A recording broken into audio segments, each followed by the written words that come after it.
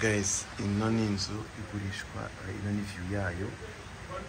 Uburi kureba kino kiyaga cyo ku Nyange. Urabona ko ari heza, hafite view nziza. Hari hakurya ni Dubai Port, nk'uko mubibona. Hari hirya ni ku Nyange, uruganda rw'Inyange. Umva ni mu miturire, harimo n'amazu. Dushaka miliyoni 100 gusa.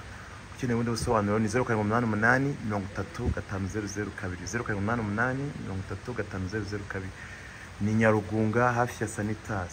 Iki ni ikiyaga, abantu bari mu mazi kubabona n'ubwato. Iyi ni view yayo, hanze tubereka inzu rero.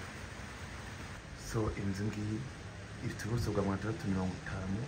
Harimo inzu nyinshi, nuvuga ngo zigiye ziri inyuma kuzamuka, kandi n'akarimo ahantu heza muri quartier nziza.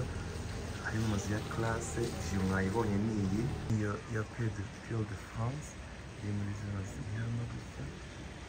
View yayo niyo iyi ngiyi naberetse. Urabona view yayo, hano uri kureba mu mazi.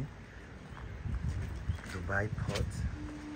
Miliyoni 100 gusa, ukaba iranzu wa havamo ibibanza biri ni square feet 350. Allah. Urabona? Then nanone urakoze. Zmayibona. Iyi kugurishwa nako kanya. Trust me. Nziri ku muhanda gutya. Televiziyo.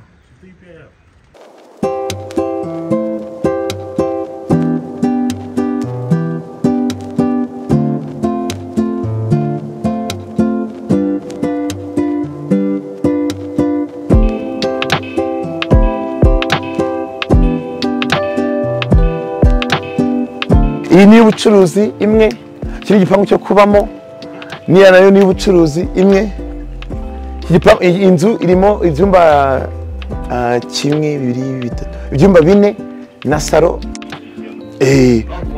So ikiyaga igikire kiyaga.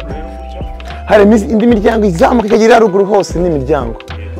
So hose harimo imiryango ikodeshwa. Ubwo rero ni imari ishyushye, amafaranga make cyane, miliyoni 100 zonyine. Kugira rero tugereho twagutemereze ni 0788 35002 0788 35002.